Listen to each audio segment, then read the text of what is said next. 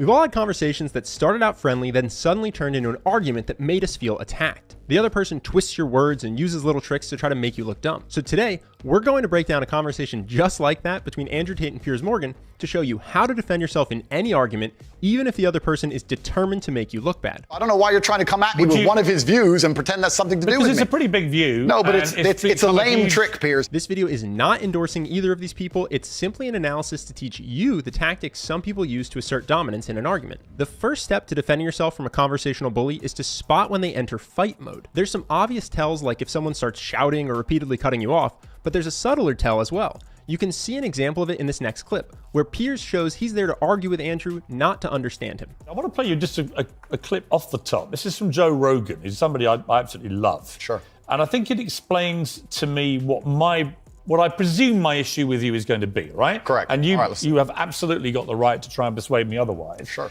There's actually two tells here. If someone labels you or an idea you stand by as an issue or problematic, that's a good indicator that they've switched into fight mode. Or if they want to argue with you before asking you to explain your point of view. If that happens, you should start being wary of conversational traps. One of the most common traps is misquoting you.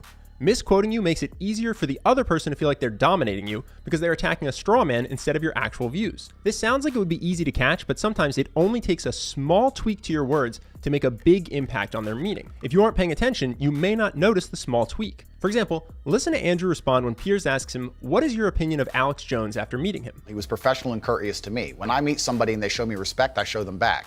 Respect. That's what I do, as I did with you. You respect him? If somebody shows me respect, I show them respect back. So if Adolf Hitler showed you respect, you'd respect him back. There is a huge difference between showing someone respect by being polite versus having respect for them and their ideas. Andrew even catches this at first, but Piers is persistent in establishing that straw man. Well, I'm not. I'm taking your position that if somebody shows you respect them. I think that... I'm saying there are lots of people in the world I do not respect. If Vladimir Putin showed me respect, I would not respect him. That's your opinion. But no, it's my view. What's your view? Okay, that's your view. Well, your view is you would. You can see Piers is trying to force a view upon Andrew that he doesn't actually believe. So you have to be careful not to let someone misquote you, or you may find yourself defending a belief that upon reflection you don't even have. Luckily, there is a simple solution for this if you're aware of it. Reestablish your own point of view before you defend it. You talk about people don't want to see men dressed up in transgender. That's not exactly what I said. What did you say? I said the reason I am so popular and I'm so famous is that there's a large contingent of men who don't want to wear makeup, who still want to make money, go to the gym, be strong, drive a fast car, be traditionally masculine, and don't want to be shamed for that, and they don't want to be called toxic for that. Now, if you do start to make good points in an argument, you'll have to watch out for this next trick, derailing interruptions. This is when someone tries to interrupt you before you can establish your strongest points. You're taking these sentences and on repeat, you're weaponizing them against me. I'm not weaponizing anything. Okay, it's fine. No. You're weaponizing the weaponizing, which doesn't exist. No problem. But you said to me, come on, bring it on. This can be frustrating. You see in that clip that the interruptions are starting to bother Andrew. Luckily, there's 3 ways you can handle being interrupted. The first trick is to pause, acknowledge the person, then return to the point you were making. All I've done is literally read out all the things we identified from all the research that I thought were blatantly misogynist. Understood. And giving you the chance to respond. And the only time I've interrupted you is when you've tried to answer a completely different question. Understood, Piers. But these things were said. Andrew reclaims the conversation after he looks Piers in the eye and says, "Understood, Piers." You can even see a little smile in Piers' eyes after. That's because most people in an argument crave to feel heard and understood. Here's another example. You can steal this line word for word if you want to acknowledge someone without agreeing with them. This time, Piers even makes a little positive noise after Andrew acknowledges him. I don't think so. I think your view of that view is dangerous. I respect that you think my view is dangerous, and I respect you have the right to view that, to think that. That line is a nice way to remain connected with someone without giving ground you don't agree with. It makes the other person feel heard, and that disarms their need to attack. Now, once someone has established a pattern of interrupting you, the next thing you can do is preempt their interruption. Here's an example. And this is actually what's interesting. And please don't interrupt me on this point. Social media has changed in modern times. You can even see Piers' body language change as he disengages to respect Andrew's request. If the person continues to interrupt you, you can call it out with a one-finger stop gesture. No, let's stop for a second. Please don't interrupt me. Here's why I know why you're good at your job. First, you interrupt people a lot, which is good. It's a good skill. I believe in marriage more than anybody. In fact, I believe in marriage I believe in marriage in the traditional sense. Now, on the flip side, you also want to avoid the trap of being the interrupter, especially if someone is responding to a point you've made. Don't steamroll concessions. There were a few times where Piers actually made a good point, but he interrupts so much that Andrew can't even agree with him. But what you did say at the start of this little exchange, you said, I wouldn't maybe say things the same way now that I did before I was famous. And yet, actually, you've doubled down and said exactly the same thing. On certain points. So that is what you believe. That's my point. Yes. I'm trying to work out, look, I don't know you. We've just met, right? Yeah. Steamrolling concessions prevents you from reaching common ground with the person you're talking to. If there's anyone else listening, it also makes it harder for them to register that you've made a good point. Here's one more example so you can see what not to do. Well, I think my sister is her husband's property, yes. Because fundamentally, I don't believe a man owns a woman. You do. Well, I don't think a man owns any sovereign individual. I don't think we live in the world of slavery. I don't own any men or any woman. Right. Nobody owns When anybody. you use phrases like property, that's what you imply. I understand. And so my point again is, you're a smart guy. We start to interrupt people when we are the ones that enter fight mode. If you can stay calm in an argument, you're much less likely to cut people off and steamroll concessions. One great trick for staying calm in an argument is to physically relax into the argument. Purposefully release any tense muscles and take deep belly breaths. This will signal to your brain that you are safe and you don't need to enter fight or flight. Staying calm also lets you think more clearly, so you're more likely to catch any logical gaps that the person tries to sneak by you. Like the name suggests, this is a moment where there is a gap in the logic of their argument. Here's the most obvious example from this conversation. What is your view of Alex Jones?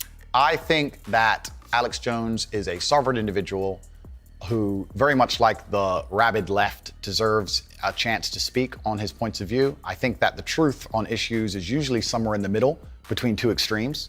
And So you think Sandy Hook was staged? The logical leap from the truth is somewhere in the middle to so you think Sandy Hook was staged is obvious, but not every logic gap is as easy to pick up on in real time. The key is to remember the premise of someone's argument. This is easy to do if we break things down a little. For example, take a listen to Piers here. There was also, I think, quite a disturbing piece that BuzzFeed did. And it talked about the negative impact of young, impressionable male minds when they've read or seen some of the more inflammatory things you've said. What is the premise of Piers' argument? It's that Andrew is dangerous because of his impact on impressionable young minds. Now listen to what Piers says immediately after that. And they quoted, for example, Sandy, 22, from Washington. My father's gone from a man who minored in women's studies in college, who was kind and in touch with his emotions, treated all people, men and women around him, with kindness, to a man who says that whenever he sees an effeminate male stranger, he gets an overwhelming urge to murder them. Did you catch the gap in the argument? Did you say that my father when? She said, my father has Her gone. father. That's a full-grown man, firstly. So we're talking about my impact on children. You just talked about a full-grown man here. Now, so far, we've discussed how to engage with someone who's being combative, but sometimes an argument goes into an area you're not comfortable with and you don't want to engage with them at all. When that happens, you have every right to draw a conversational boundary. For example, watch Piers try to get Andrew to share about his personal life. Have you ever been in love? Yeah, How many times? plenty. I believe in love between men and women. I mean, real love, where it's... Yeah, I believe... How many times would you say? Enough. Andrew tries to move on, but Piers circles back a few seconds later. How many women have you loved? I don't know, Piers. A few. Give me a ballpark. 5, 10, 20? Let's say... You don't forget how many people you've been in love with. It's a strange line of questioning, and Piers just will not give it up. So finally, listen to Andrew draw a boundary. I believe in family. I believe in children. I believe in... If you believe in family and children and love, why are you single? I'm not single. Well, you're not married. That's what I mean. Well, if I was married, the last thing I would do is advertise it to the feral psychopaths on the internet. Most people aren't comfortable being that direct, so they try to change the topic indirectly. It's much more effective to simply draw a boundary and let someone know that a topic is off limits. That doesn't mean you have to shout or get confrontational. It can be as simple as saying, I'm not comfortable talking about that. So now you know how to see and avoid some common conversational traps when things get heated. But how do you turn things around and get back to a friendly, positive conversation? One way is to purposely acknowledge any common ground. For example, there was a moment in the conversation when Andrew is talking about getting deplatformed from social media, and he starts to lose his cool. Listen to how Piers gets him out of fight mode by establishing common ground. When they attacked me, they lump a whole bunch of things in together. They say misogynistic, racist, transphobic. They just put them all together at random. I'm mixed race. By the way, I don't know where they get these. They just get these buzzwords and put them in a sentence. By the way, I completely agree. It's crazy. I've had the same thing done to me. Okay, well, and I'm there you go not then. calling you anything. I'm asking you what you personally believe you are. The important thing here is that you are genuine, and that comes not just in your words, but in your tone of voice. Listen to Piers here for a good example. A lot of what you say, I agree with. Yeah. Right? I do, genuinely. I've read a lot of stuff you said. A lot of the stuff you talk about, I think, yeah, he's got a good point, right? So we agree about a lot of things. But when I read that kind of thing, I'm like, how much of that is you? How much of that is some act? Do you regret saying stuff like this? Now, our final advice today is actually something you won't see in the conversation with Piers and Andrew, and its absence is one of the biggest reasons that the conversation was so combative and so unproductive. Give yourself permission to change your mind. This is something Andrew seems to view as a bad thing. You can hear him talk about it here. That's why I've repeatedly asked you about that line to see if you've changed your position, but the reality is you haven't. It's not about changing positions. I'm a full-grown adult and I stick by the things I say and I'm responsible for them. If you view changing your mind as a bad thing, a sign of weakness, or being a flip-flopper, then of course you'll never change your mind. Or even when you do, you'll do what Andrew does and try to make all the things you've said in the past fit your new beliefs. For building fame online, maybe that's what's required. Andrew is certainly world-class at getting famous. But in your own life, give yourself the gift of permission to change your opinion, to say that you don't agree with everything your past self thought. That freedom will allow you to be happier and to grow. Now, publicly changing your mind is much easier said than done. It takes confidence to change your opinion in front of other people. If confidence is something you struggle with, you may like our course Charisma University. It's a step-by-step 30-day video series that comes with a daily action guide to show you exactly what to do each day to take your charisma and confidence to the next level. And if for whatever reason you don't, then you can get a full refund just by pushing a button inside the course. Thousands of people have gone through Charisma University so far and had great results. Here's what just a few of them have said. My biggest breakthrough has been gaining more confidence. If you knew me a year ago, you'd see a socially awkward guy. But that same guy had hidden confidence and charisma that has now been unleashed. If you're reading this or listening right now, think about who you want to be in a year. This course will teach you how to be that person. I had confidence in some areas, but not in others. Then Charisma University changed that for me. Since beginning the program, I have seen noticeable changes in my life.